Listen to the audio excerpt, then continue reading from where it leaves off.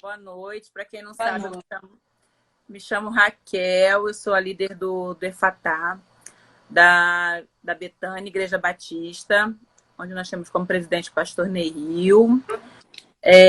O Ministério EFATÁ, ele é um ministério que cuida de pessoas especiais e suas famílias. A gente cuida não só do autismo, como outras síndromes, síndrome de Down, TOD, cadeirantes, surdo, cego, enfim, e outras síndromes e deficiências. A gente cuida hoje de aproximadamente 100 famílias diretamente, né? Tem outras famílias que são cuidadas indiretamente. A nossa igreja, ela é hoje, eu acredito que uma raridade, assim, porque ela é uma igreja verdadeiramente inclusiva.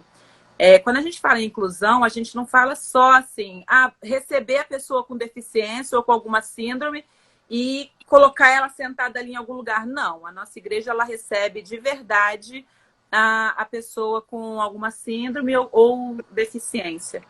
Ela inclui essas pessoas. Quando uma família chega com uma criança especial na igreja, com alguma síndrome, a gente tem, por exemplo, essa linha aquarela, que a gente coloca essas crianças para serem estimuladas numa salinha. Enquanto os pais estão no culto, essas crianças elas recebem atenção, recebem amor, mas também recebem estímulos. Elas saem dali com um desenvolvimento. Não ficam só, não é um depósito. A gente não coloca a criança ali para os pais assistirem o culto e depois voltar. Não é isso. Elas estão ali recebendo estímulos e sendo desenvolvidas. Todo ano a gente tem o culto do autismo. Hoje, dia 2, é o Dia Mundial do Autismo. Esse ano, por causa do corona, a gente não vai ter o culto. E a gente tinha pensado num culto bem diferente. A gente sempre chama especialistas para falar do autismo e tal. E esse ano a gente tinha pensado em fazer sobre uma outra perspectiva. A gente tinha pensado em fazer sobre a visão dos pais.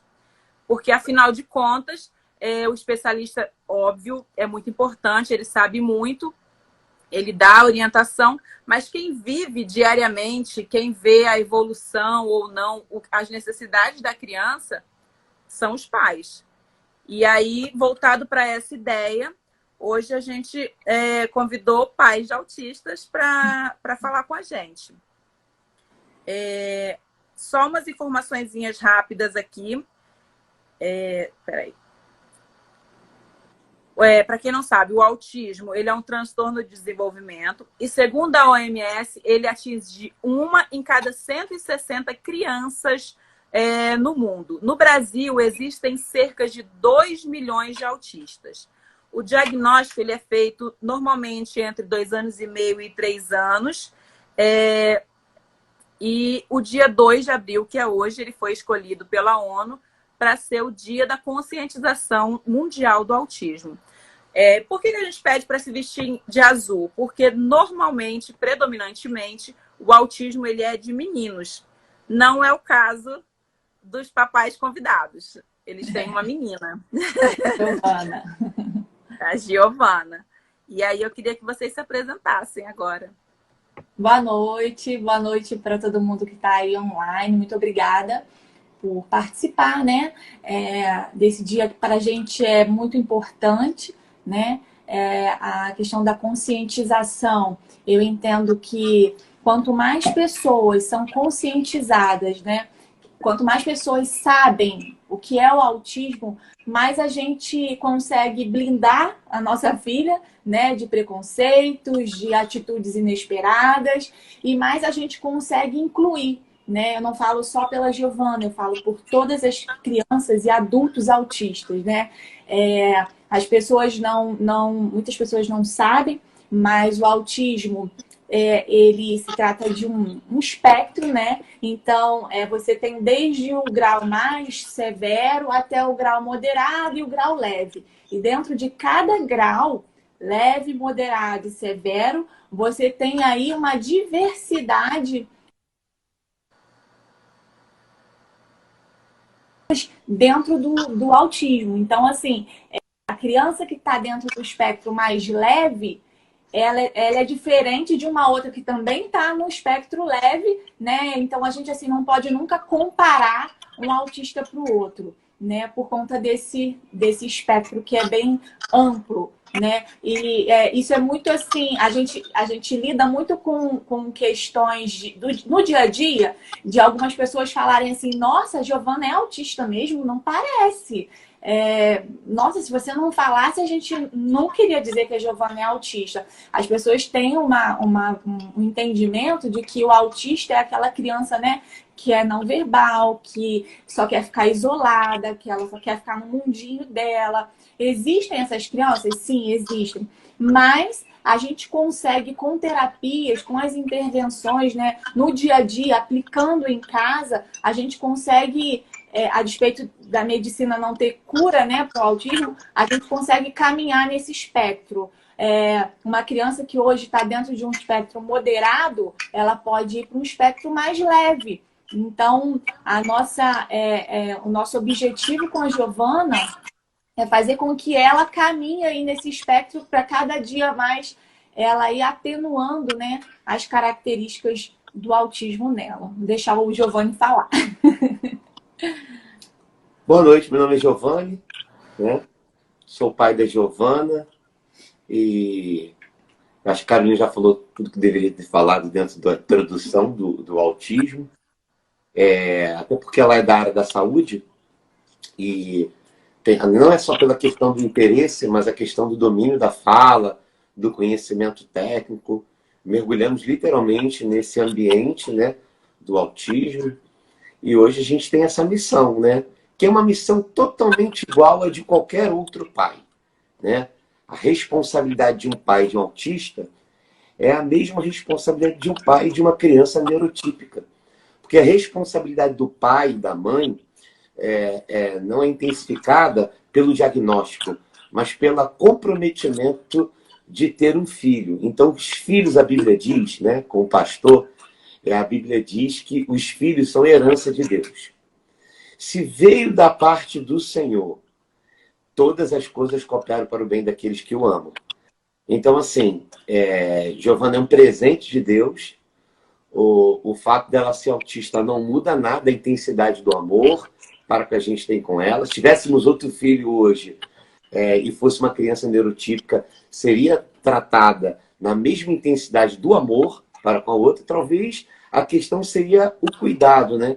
Acerca da vida, acerca de proteger das questões ou ensiná-las a se proteger das questões dinâmicas que têm uma certa dificuldade, mas que também não é uma sentença, não é uma coisa inatingível. A gente tem uma série de exemplos, né, na sociedade, como no esporte, na ciência, na educação, na saúde, em tantos outros lugares, e pessoas que têm lá o seu diagnóstico do espectro autista e são pessoas bem situadas na sociedade, renomadas, e a gente está muito tranquilo quanto a isso, pelo menos no meu coração muito tranquilo, porque essa é uma missão minha, da Carolina, e isso foi um presente que Deus nos deu, e essa é a missão que a gente tem para a vida toda.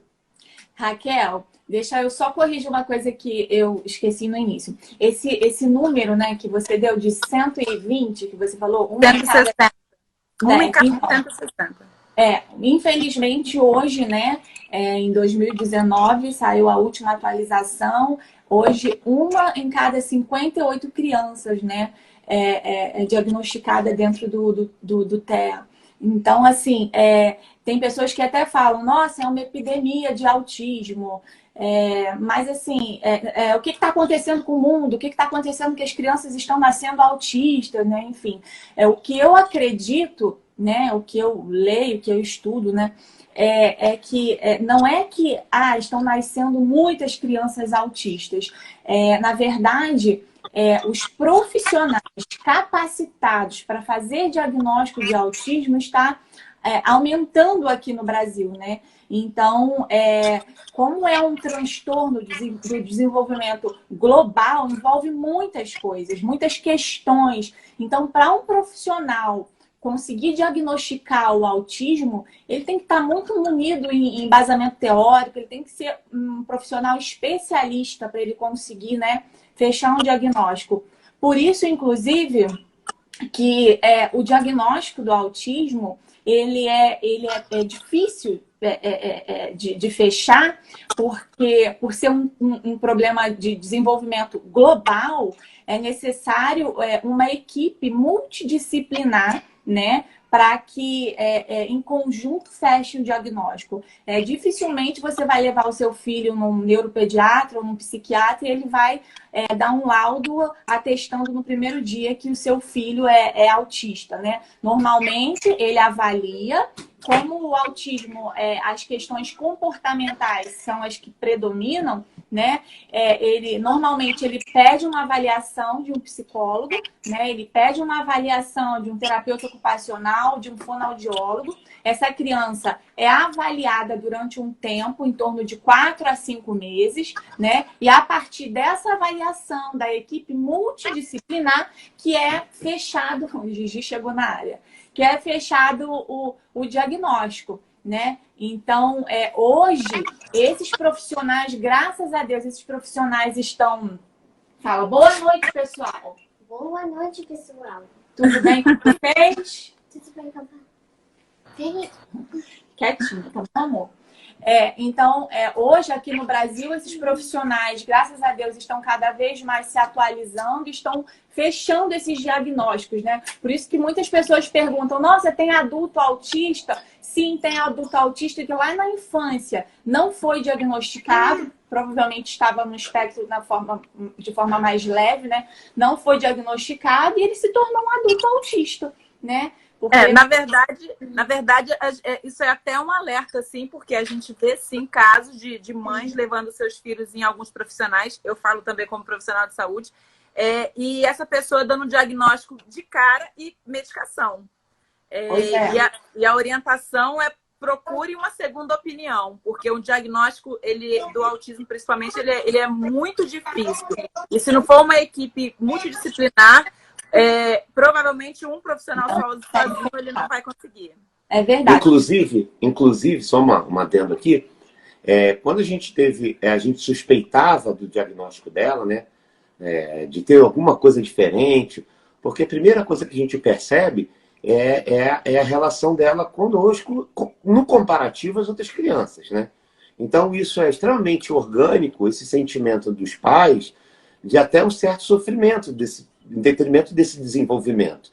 Você percebe um atraso na fala, você percebe um atraso nas questões cognitivas, na interação.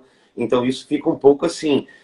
a gente cria uma expectativa natural, orgânica, de um filho desenvolver. Então, todo pai, toda mãe, quando tem seu filho, ele tem na dinâmica relacional a troca, né? E quando essa criança não começa a trazer troca, e principalmente quando você coloca seu filho na escola e vê que ele não responde às trocas sociais, às trocas coletivas, dançar a música na escola com todos eles se concentrando naquele momento, se concentrando na brincadeira.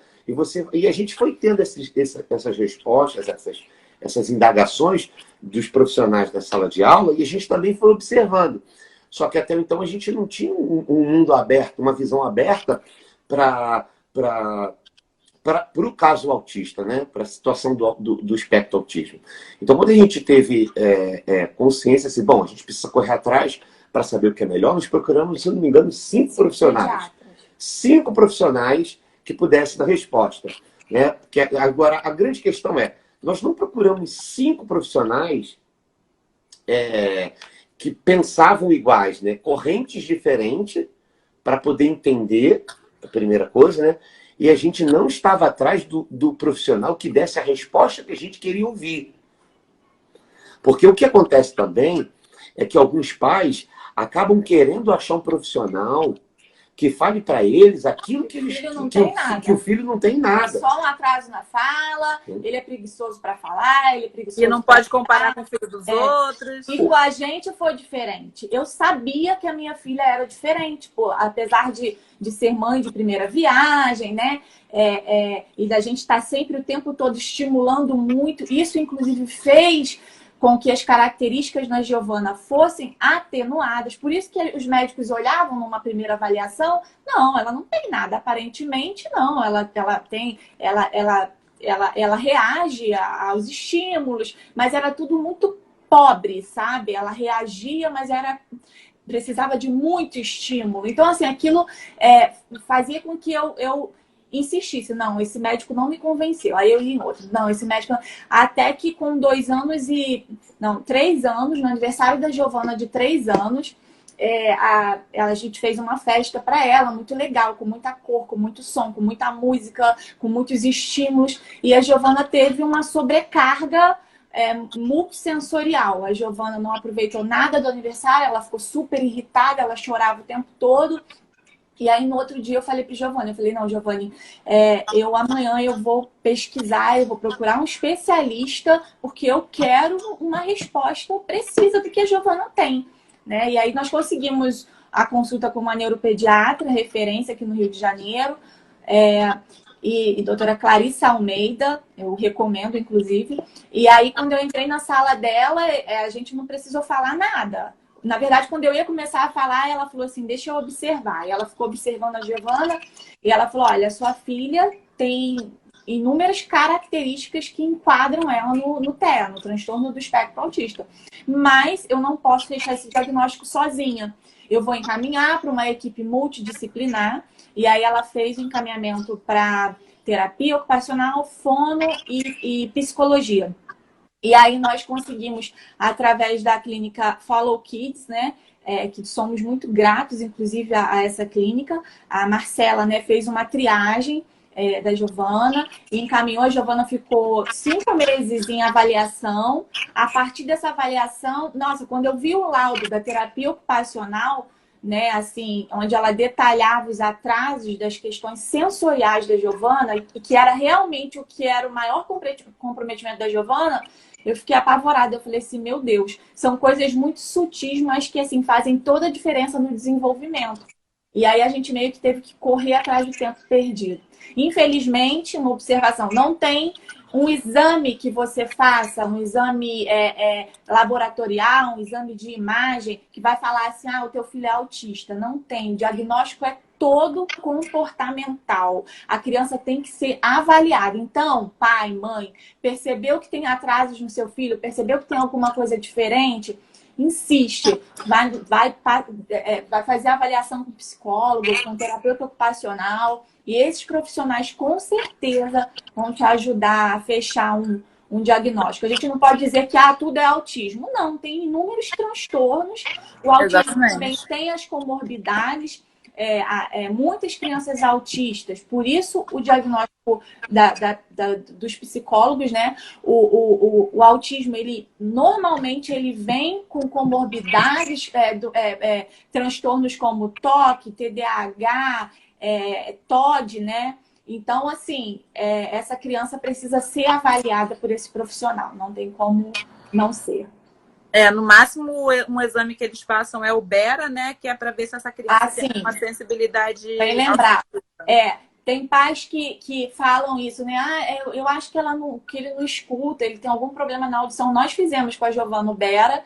A Giovana fez até um BERA mais avançado, eu pesquisei, consegui. E aí a fonoaudióloga que fez o exame falou assim, nossa, a Giovana não tem problema nenhum na audição dela, o ouvido dela é super limpinho, não tem nada, pode ficar tranquila. Então, assim, a gente foi descartando. Tem também o mapeamento genético, né, que tem pais que fazem, né, um exame muito caro, muitas das vezes o plano de saúde não libera, e tem que precisar de um laudo. Mas aí é um exame complementar, né? É mais uma ferramenta aí que o médico às vezes pede para poder esclarecer. A Giovana não fez esse mapeamento genético. A gente não achou necessário porque a gente conseguiu fechar o diagnóstico. Sim. E como é que vocês receberam o diagnóstico da Gigi? Cara, eu tive um piripaque no início. Eu fiquei assim, em luto total. Eu tive minhas 2 semanas assim de chorar, chorar, chorar e não aceitar e, sei lá, brigar com Deus. Falar, caraca, não é possível. Eu vinha num processo que assim, eu tinha perdido minha irmã, eu tinha perdido meu pai, e aí em seguida eu engravidei, eu falei, caramba, agora Deus vai me dar esse presente e tal, não sei o quê. Daqui a pouco vem o diagnóstico da Giovana, eu falei, caraca, tá de brincadeira, hein, Deus? Mas assim, eu precisava daquele processo, sabe? Eu precisava entender, amadurecer. Na verdade, a vida da Giovana, o diagnóstico da Giovana veio para eu me entender como pessoa, eu entender o propósito de Deus comigo, né? Na nossa família também. Enfim, eu tive meu tempo de luto que foi necessário. Depois eu olhei e falei assim, caraca, e aí? Aí é onde entra, né, o nosso pastor.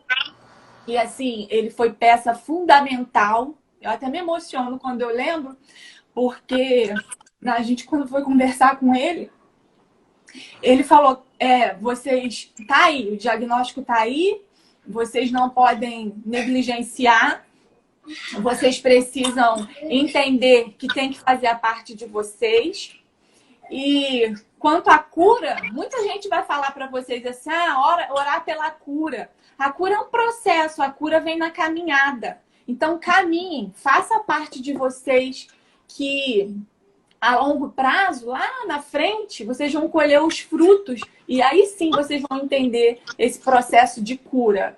Deus não errou. Tem muita coisa para ser, né, resultado desse diagnóstico. Resultado bom, inclusive. Lá na frente vocês vão olhar, vocês vão dizer, caramba, quantas coisas o autismo ensinou pra gente, né? Então, assim, quando ele falou isso, me deu aquele estalo. Eu falei assim, caramba, eu não posso ficar de braços cruzados orando, pedindo a Deus para curar minha filha. Eu tenho que me movimentar. Eu tenho que partir para cima, estudar, correr atrás, ver qual é a melhor clínica, o melhor tratamento, vamos embora. E aí Deus vai abrindo as portas. E foi exatamente o que aconteceu, né? Nessas informações que eu estava lendo sobre o autismo, aí estava lá, né? 2 milhões no Brasil, tananana, e segundo os médicos, não há cura. E aí, pra gente que vive uma vertente cristã, eu nem citei aqui essa parte, eu tô falando agora porque você falou de cura. Porque a cura pra gente nem sempre é a cura que todo mundo espera. Sim, no padrão de normalidade, né? Exatamente. E a gente crê no Deus vivo, que a gente vê a evolução diária e a gente crê na cura. Ouso dizer que eu vivo a cura diariamente, em cada evolução da Giovana. Porque todos nós somos diferentes, todos nós temos áreas na vida a serem curadas, né? Exatamente. Então a gente nunca vai estar 100%. Então, assim, com a Giovana não é diferente. Todos os dias é um desafio, todos os dias a gente vê cura sim na Giovana. Né? A gente vê, caramba, ela não fazia aquilo, olha como é que ela está fazendo hoje, foi curada. Então é um processo, então a gente não pode botar isso na cabeça que tem que ser curada 100%. Não, porque a gente tem que entender o propósito, né? Tá jogando bola pro pai dela. E como é que ficou o Giovanni ali no meio do lado um diagnóstico de autismo e do outro lado a esposa surtada? O que acontece? Na vida, eu já carrego um estigma pessimista. Eu sou pessimista no trânsito, eu sou pessimista no futebol, eu sou pessimista assim. Eu sou pessimista, mas no quesito fé, eu nunca fui pessimista, né? Sou pastor, isso também não significa que é uma condição de pastor, ser sempre otimista na fé, mas na fé eu sempre fui otimista. Sempre criei em milagres, sempre criei na possibilidade de transformação, mas uma coisa que eu também sempre criei, né? Eu creio, é na possibilidade de aprender com aquilo que está vindo até a mim. A Bíblia fala, todas as coisas cooperam para o bem daqueles que amam a Deus. Então, assim, eu acho que a Giovana veio para realinhar, para reconectar, para organizar, para redefinir, para rever conceitos. Então, eu não fiquei assim, opa, feliz, caramba, glória a Deus, minha filha é autista. Não, mas eu tentei começar a enxergar pontos positivos em detrimento desse diagnóstico, que é um diagnóstico, mas não é uma sentença. Sim. Então, por exemplo, por mais que seja frustrante no início, algumas coisas não acontecer de forma orgânica, cronológica de uma criança, né, que a gente sabe que isso acontece, a expectativa da fala, a expectativa da interação no olhar nos olhos e tudo, e algumas dessas coisas vão acontecer, só não vão acontecer no tempo normal de uma criança neurotípica, isso é fato. Algumas coisas a gente sofre porque não acontece nesse tempo, e algumas outras coisas a gente celebra porque aconteceram depois. Então, a gente vai administrando uma dinâmica de vida relacional com ela, em que a gente passa a criar, a celebrar pequenas vitórias, pequenos detalhes. Os detalhes passam a ser mais perceptíveis. Então, assim, hoje mesmo a gente estava falando do que ela falou, amor? Que ela estava brincando. Com os amigos. Brincando com os amigos, ela fazendo algo assim. Uma brincadeira que ela estava brincando com os amiguinhos dela. E a gente falou assim, olha só que legal. Então, assim, a gente vem aprendendo a celebrar em vez de murmurar. Sim. A gente também não desistiu de achar que, por mais que a cura seja um processo no caminho, e que esse processo no caminho implica a dedicação dos pais, a terapia, a ajuda na parte familiar compreensiva, né? A capacidade de compreender a leitura do tempo dela, né? Que não é o mesmo tempo cronológico que nós, ela caminha em outra transição de tempo e a gente vai sendo adaptado. Olha, a gente vai ver que a gente passa a ter um olhar totalmente amplo para o mundo. Começa a enxergar as pessoas. Então, o autismo da Giovana não me causou um homem severo, um homem angustiado, um homem murmurador. Pelo contrário, um homem que percebe esse diagnóstico. Por exemplo, eu sou pastor de adolescentes, né? Lá na Igreja Batista Betânia. E depois do diagnóstico da Giovana, eu descobri casos de autismo entre os meus adolescentes. Eu não tinha essa percepção. Pude ajudar. Estamos conversando com uma irmã agora, que está falando aqui o tempo todo, que o caso é muito parecido.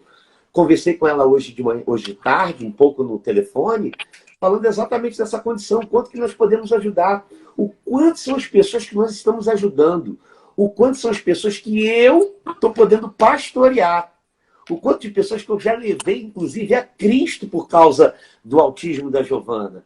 Então, assim, o meu ministério ele não se reduziu, o meu ministério se expandiu. Exatamente. Então, assim, eu louvo a Deus pelo fato de isso a gente ter essa percepção de enxergar isso dessa forma, e hoje a gente está entendendo isso como um ministério de vida, como um propósito de vida. Então, assim, para você pai, para você mãe, eu sei que a criação de um filho autista não é nem um pouco fácil.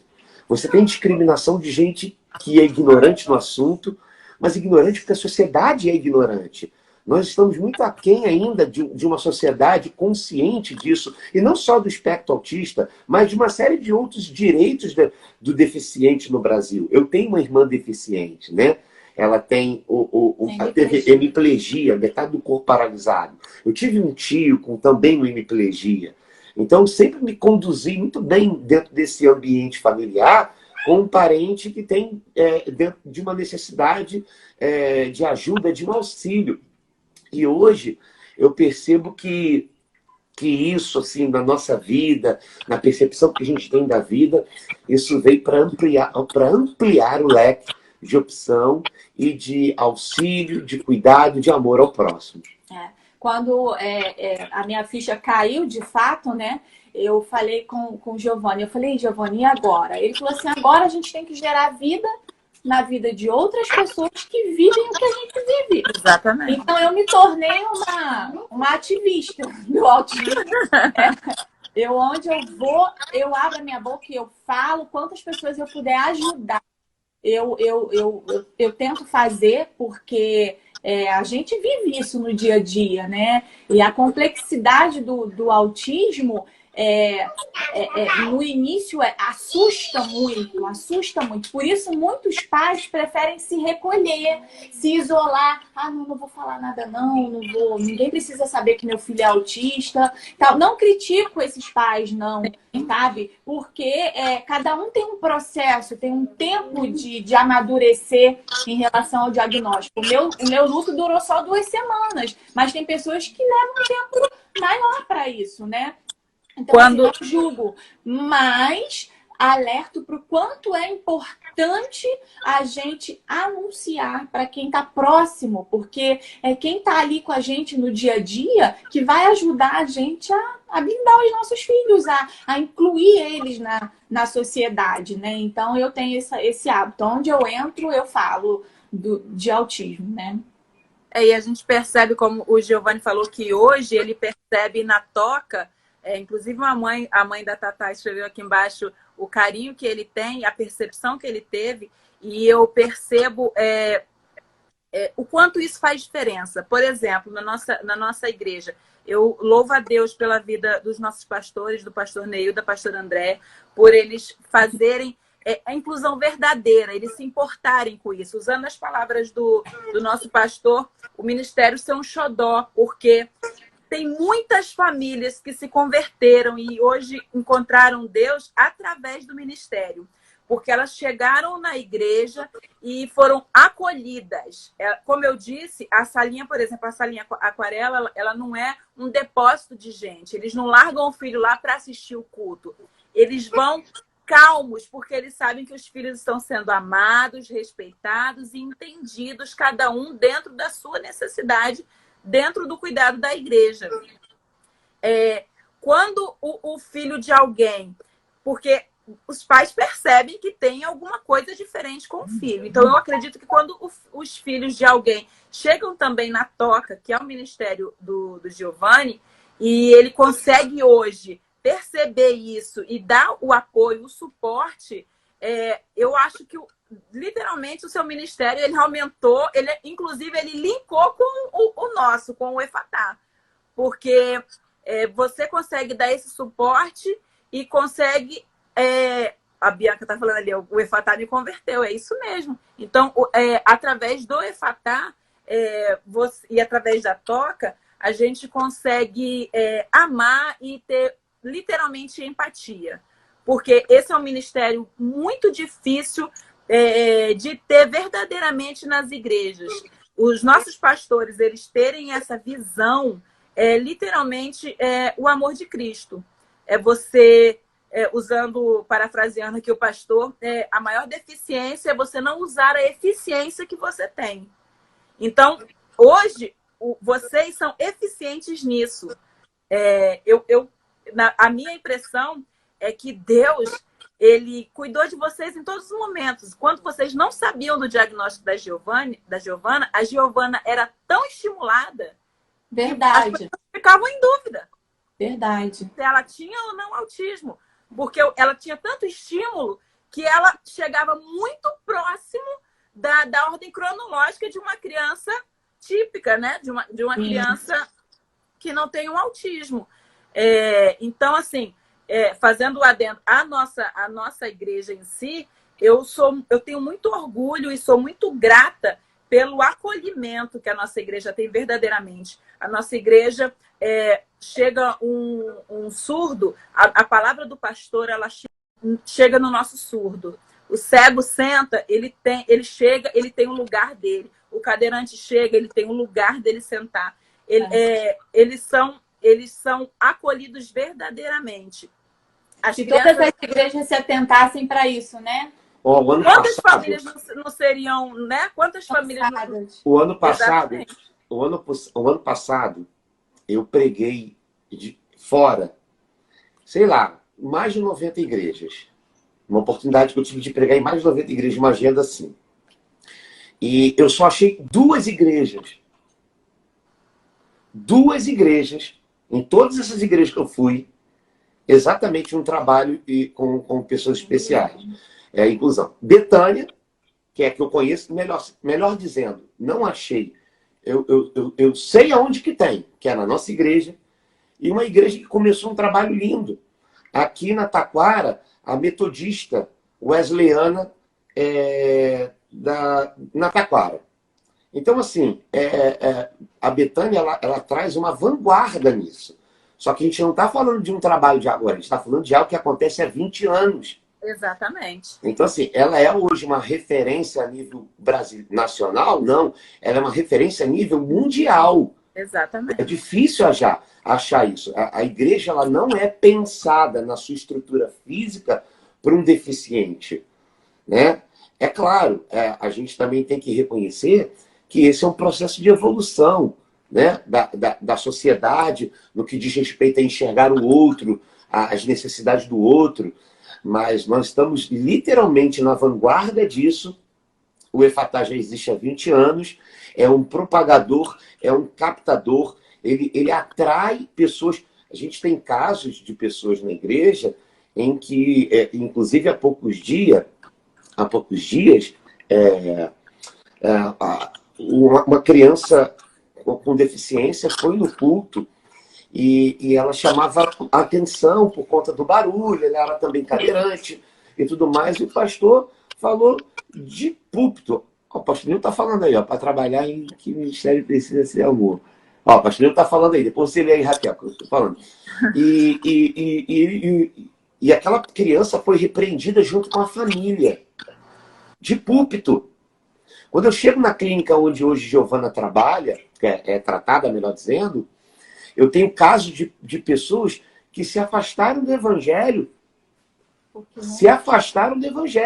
Porque não se sentiram receptivas, não se sentiram amadas, não se sentiram incluídas dentro do contexto da igreja. Porque tinham filhos especiais. Isto é, gente que não chama essa pessoa para ir comer uma pizza, gente que não chama essa pessoa para ir no churrasco. Não tem acolhimento. Ou manda se retirar. E nesse caso, como eu não vou falar o nome aqui, porque talvez ele esteja até vendo, não seria nem ético isso, mas literalmente o pastor de púlpito pediu para tire essa família com essa criança cadeirante daqui que está atrapalhando a minha mensagem. Bom, venhamos e convenhamos, não era o jeito correto de se comunicar, mas a igreja também não tem uma estrutura para receber. Então, assim, não é fácil, não estamos aqui tentando denunciar o pecado das instituições, não é fácil, né? A igreja às vezes já está montada, você tem que fazer uma mudança radical. Isso acontece aos poucos, mas a gente já está numa vanguarda muito grande dentro desse processo. E eu creio que Betânia seja o melhor lugar para se estar quando o assunto é receber pessoas. Porque tem um núcleo inclusivo às terças-feiras para os pais, tem inclusive durante os cultos com escola dominical e uma série de outras atividades que você pode falar melhor do que eu. Né? Eu tenho praticamente 4 adolescentes autistas na toca e inclusive os nossos adolescentes, por causa da cultura de receptividade desse contexto, não são excluídos dentro dos ambientes sociais, né? Eles estão totalmente ligados, eles participam das atividades, eles não são rejeitados dos grupos, porque a gente já desde cedinho já consegue trazer esse ambiente de inclusão e se sentir pertencente num ambiente onde não é diferente de nada. Simplesmente serve ao mesmo Deus, com a mesma consciência e o mesmo amor. Qualquer atividade que é anunciada no culto, todas as pessoas, todas de verdade, de Betânia, podem participar. Elas podem se inscrever e participar. Agora, voltando aqui. O que mudou na vida de vocês depois do diagnóstico da Giovana? Tudo, né? A gente teve que se reinventar, né? Desde a minha condição de vida profissional, né? Eu tinha um plano de carreira numa empresa, né? Conceituada, e aí eu tive que abandonar tudo para me voltar, né, para a Giovana, mas foi por um tempo, né? Eu também gosto dessa coisa de ser do lar, de cuidar, de fazer a comidinha, de arrumar a casa, eu sempre gostei muito disso. Só que com as questões da Giovana, depois do diagnóstico, eu tive que me abster um tempo do trabalho, né, para poder tentar equilibrar tudo na minha cabeça, né? E aí a gente teve que se mudar do local onde a gente morava para vir mais perto de onde ela faz as terapias são diárias, né? Mas assim, graças a Deus, hoje a gente já conseguiu equilibrar tudo, já voltei com a minha atividade profissional, consigo dar continuidade em tudo, né? No serviço do lar, nas demandas da Giovana. E fora o aprendizado, né? Que a Giovana oferece pra gente no dia a dia. Bom, eu tive um ambiente de ressignificância de vida, né? Tudo mudou, e eu posso dizer que mudou para melhor, não mudou para pior. Gente, não significa que eu não tenha trabalho, que não seja fácil, que seja fácil, e que isso trouxe uma série de benefícios para a nossa vida. Existe sacrifício dentro desse processo, né? Existe uma causa, que é a Giovana, a nossa vida, né? Em cuidar dela, a gente precisa ter dedicação. Eu acho que, inclusive, a nossa igreja, como pastor, me proporciona isso de forma peculiar, né? Por conta da paciência da equipe pastoral, em saber que é uma demanda cansativa. Às vezes as coisas não fluem do jeito que a gente gostaria, às vezes algumas coisas fogem do nosso controle, né? Mas a fé, ela está aí para consolar o nosso coração, para nos equilibrar, nos colocar dentro do prumo, nos colocar dentro do ambiente de controle. Então, assim, tem dia que ela dorme mal, a gente acorda de madrugada, né? Inclusive, esse período agora que nós estamos passando confinados, talvez seja um dos períodos mais difíceis de todo esse processo que a gente viveu, porque Giovana chega a fazer 11 terapias semanais, né? Ela está na clínica de segunda a sexta. Às vezes chega às 8 da manhã, 9 da manhã, sai meio-dia, 11 horas, meio-dia, 1 hora da tarde.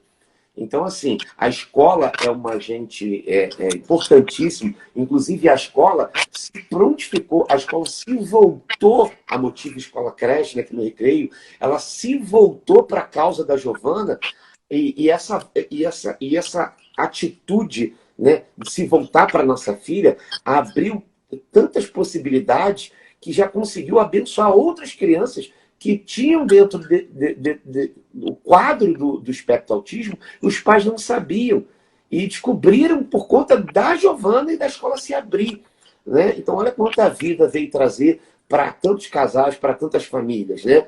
Então, assim, a clínica é ótima, graças a Deus, o colégio se voluntariou, se disponibilizou para esse tempo. A gente tem dificuldades, sim, a gente tem momentos, dias difíceis, que inclusive interfere dentro do nosso processo relacional, porque a gente tem que ter uma vigilância constante com isso, porque é estressante, né? Porque senão você que está vendo aí vai achar que a gente ganhou na Mega Sena, né? Ganhamos um filho autista, nossa, que maravilha, tudo bom. Não, é só uma percepção que a gente tem que ter da vida. Os custos são grandes, os gastos são grandes, a dinâmica ela tem que ser intensa mesmo por conta do processo, mas a gente não entra no ambiente da vitimização. Ó vida, ó céus, porque todo filho traz consigo as suas demandas, né? Sim. Uma criança autista tem uma demanda um pouco maior por conta do desenvolvimento um pouco atrasado. Mas a gente tem muita esperança em Cristo Jesus, que ela vai ter uma vida livre, consciente, desenvolvendo de forma natural, que esse processo de cura vai vir no caminho e na jornada. Inclusive, é importantíssimo num diagnóstico, não só de autismo, mas de outras síndromes, de você ter literalmente uma vida em Cristo, porque você tem que ter fé acima de tudo. E você tem que conhecer esse amor que transcende o natural. Quando eu falo de empatia, eu falo inclusive entre pai e filho, entre marido e esposa. A nossa realidade do Efatá tem famílias onde, por exemplo, o pai, quando recebeu o diagnóstico do filho, o pai sai de casa. E a mãe fica sozinha com a criança. No geral, pelo que eu leio sobre o autismo, né, 70% dos pais metem o pé. Exatamente. A maioria das mães de autistas são mães solteiras. A realidade não é o casal permanecer junto. A realidade é a mãe ficar sozinha com a criança. E uma outra realidade Na verdade, eles fazem, a maioria não consegue fazer a terapia, né? Não consegue ter um plano de saúde, ter acesso a essas terapias. E aí você vai perguntar, a criança faz... Ela faz fono? Faz. Mas quantas vezes por semana? Não, faz uma vez por mês em grupo. Então, eu sei que o caminho do Efatá já foi caminhado 1 milha até aqui. Mas tem ainda mais, né? Muito mais milhas para caminhar, porque o desejo do nosso coração é que essas crianças que são acolhidas também pelo Efatá, que elas tenham acesso a isso, que elas tenham... hoje nós temos voluntários lá, quando as crianças ficam na salinha, por exemplo, os voluntários, eles não são pessoas aleatórias que ficaram lá, são pessoas preparadas para isso, tem TO, entendeu? São pessoas que têm conhecimento para estar lá, para cuidar das nossas crianças. Eles são acolhidos e recebidos e desenvolvidos com pessoas, com voluntários preparados para isso. Eu só tenho gratidão por essas pessoas que se voluntariam, não só no núcleo de síndromes, não, no núcleo de surdos, temos as intérpretes, temos os audiodescritores, nós temos o pessoal da EF que faz o encontro com essas famílias especiais, porque às vezes um diagnóstico desse, ele desestrutura uma família inteira. É verdade. Na própria clínica, na Follow, você vê o quê? Você vê também, por exemplo, o irmãozinho maior tem uma síndrome e a mãe passa horas e horas ali com a criança e aí ela leva o menorzinho, que não tem diagnóstico nenhum, e ele fica ali horas e horas e horas esperando o irmão. Enquanto ele está pequeno, ok, mas será que não vai chegar uma hora que ele vai falar, peraí, estou fazendo o que aqui? Então, assim, essa família ela tem que ter um acolhimento para ela saber lidar com essa situação também. Para ela saber lidar com a situação quando a adversidade chegar entre o casal, entre os irmãos, enfim.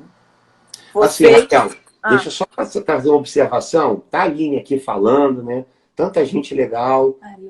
A Yolanda também. E outros mais. Mas falou uma coisa muito interessante, mais uma pessoa falou sobre isso, sobre o tratamento. Bom, realmente, nós estamos muito aquém, como Estado, de dar um tratamento para uma criança, dentro do espectro autismo, à altura daquilo que ela merece, né? A gente tem aqui a Rede Saara, né, que tem um tratamento, mas é limitado. E não estou discriminando, é porque a demanda é muito grande. Sim. Poucos são os profissionais capacitados. E poucos são profissionais. Existe oportunidade de trabalho, mas tem pouca capacitação para esse ambiente, né? Então, assim, a gente louva a Deus pelo privilégio de ter a nossa filha numa clínica. Não é nem um pouco barato, a gente sabe disso, mas existem caminhos para se chegar lá, né? E a gente já ajudou muita gente para chegar lá. Quando você vai na clínica, você vê a estrutura da clínica, você vê o valor da terapia, você se assusta, né? E fala assim, caramba, não tem condição de eu pagar um tratamento para minha filha. Mas tem condições assim, por meios judiciais, por meios de plano de saúde. Então, talvez você, abrindo mão de uma coisa aqui ou ali, convocando a família toda, é importante convocar, às vezes, todos os familiares. Avô, tio, vó, porque se consegue pagar um plano de saúde para uma criança só, não tem condição de pagar nem para mim, mas concentrando, convocando pessoas da família, entendeu? Gente que tem uma predisposição, que tem um coração voluntarioso dentro dessa dinâmica, padrinhos, tios, não fica pesado para ninguém, consegue pagar, entra por vias judiciais, entendeu? A gente conhece advogados assim, que abençoaram. Para você ter uma ideia, Raquel, para a gente encerrar aqui, porque está caminhando para o fim, no Dia das Crianças, eu estava aqui na praça, na praça estava tendo festa do Dia das Crianças na praça, mas festa comum, né? Aquelas crianças correndo, brincando, aquilo tudo, e a Giovana disparou. E a praça estava muito cheia, muita criança. E eu fiquei preocupado porque eu estava distante dela olhando e ela disparou e eu saí correndo com peso, com bolsa, com bola, com patinete e eu não queria tropeçar nas crianças e ela disparou assim, como uma flecha. Ela foi literalmente em cima de uma criança que estava dentro de um carrinho. Era um casal que estava brincando, estava olhando as crianças brincarem e aquele bebê estava dentro de um carrinho. Não dava para ver que tipo de criança estava ali, qual era o tamanho, nada disso. A criança estava lá, dentro de um carrinho. Eu saí correndo, a Giovana estava tentando pegar aquela criança e abraçar a criança, e eu automaticamente pedi perdão aos pais, desculpa.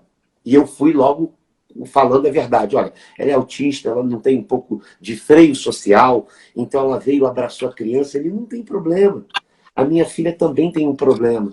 Quer dizer, ele falou exatamente um problema, né? Não tem problema, minha filha também tem problema. Ela tem uma síndrome, disse lá o nome da síndrome, uma síndrome rara.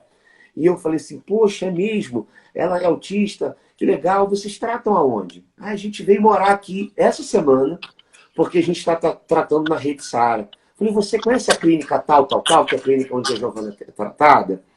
Aí eles, não conheço. E comecei a explicar, falei, você tem plano de saúde?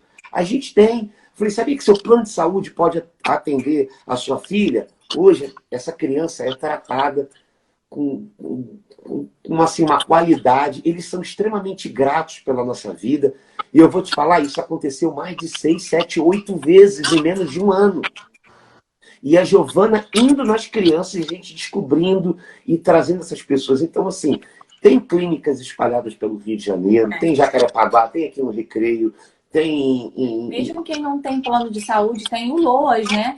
A gente conseguiu para Radassa, uma criança que chegou para mim através de um pastor, perguntou, Carol, você é fisioterapeuta? Eu tô com um caso de uma criança que anda na ponta dos pés. Eu pedi para gravar um vídeo da criança. Quando o vídeo chegou para mim, falei, bom, ela não tem só um encurtamento do tendão e tal, no meu olhar de fisioterapeuta. Aí eu pedi para a mãe gravar um vídeo mais preciso, né? E aí eu entendi que aquela criança estava no espectro do autismo, consegui uma neuropediatra, avaliou, fechou o diagnóstico, fez, né, as avaliações necessárias, consegui tudo através de contato, de ir comunicando com um com o outro. Por fim, hoje a Radassa recebe quase R$1.000, né, de benefício, a mãe está conseguindo fazer as terapias. Enfim, então assim, tudo é você se comunicar, abrir a boca, falar, pedir ajuda, né? Não se contentar com aquele diagnóstico e se fechar para aquilo ali, não. E uma observação, Raquel, para você que está aqui, mãe, pai,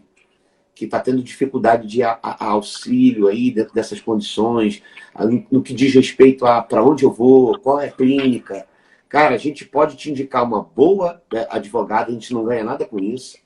A gente pode te indicar uma boa profissional, uma boa clínica, dependendo de onde você estiver morando, que se enquadre dentro da sua condição. A gente está se colocando aqui à disposição de vocês.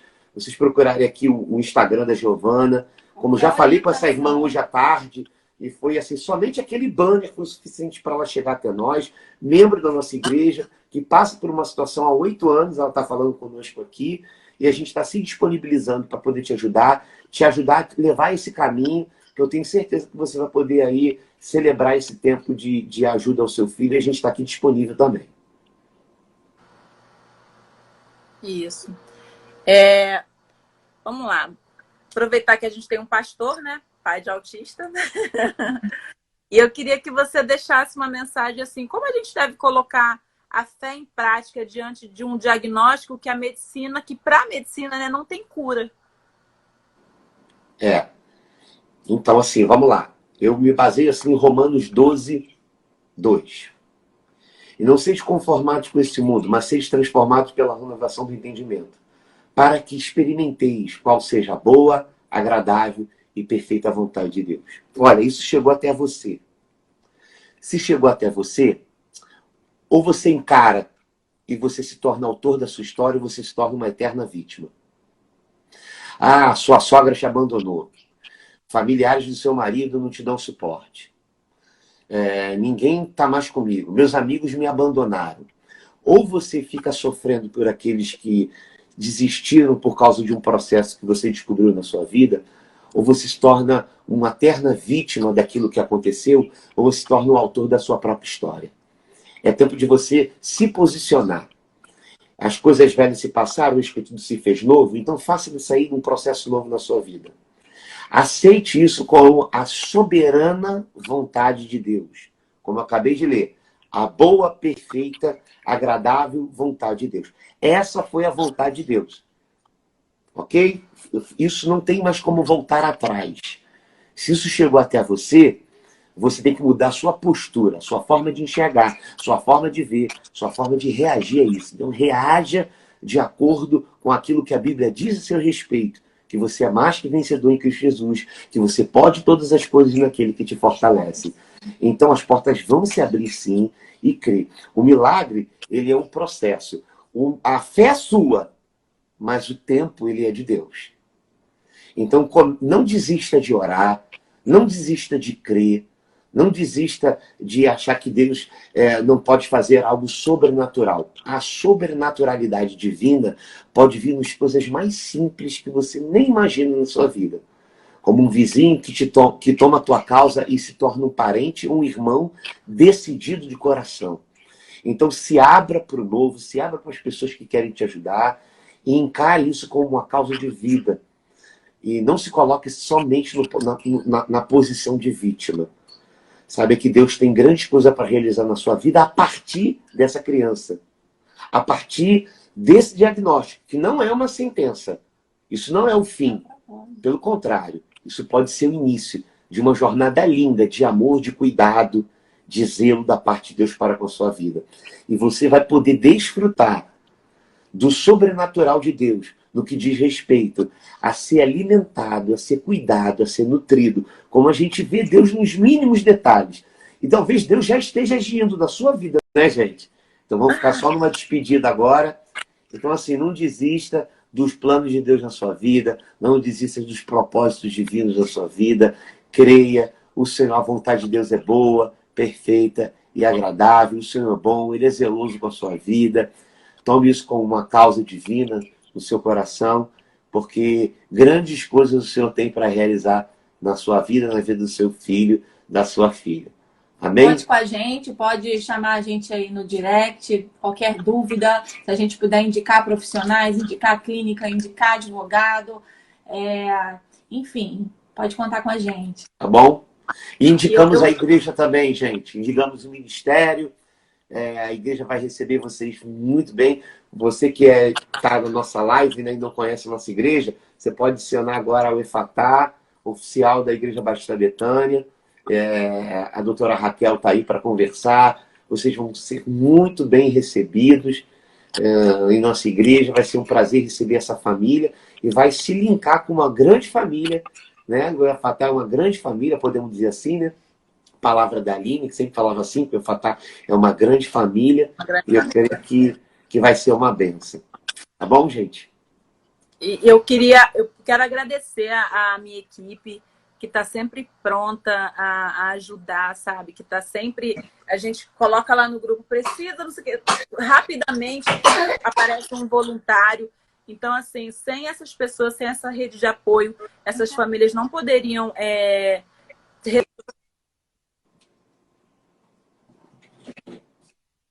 As pessoas que não têm nenhuma pessoa ou um parente com nenhuma síndrome ou especial, eu acho que a palavra que fica é empatia. A primeira consciência que você tem que ter é que autismo não tem cara. É verdade. Então, o que você acha que às vezes é uma birra, não é. Essa criança ela está em crise. Essa criança ela está desregulada. Então, assim, eu sei que é inerente ao ser humano você julgar. Mas para um pouquinho, um segundinho antes do julgamento, que eu sei ser inerente, e pensa. E se fosse você? Se fosse seu filho? Como você se sentiria?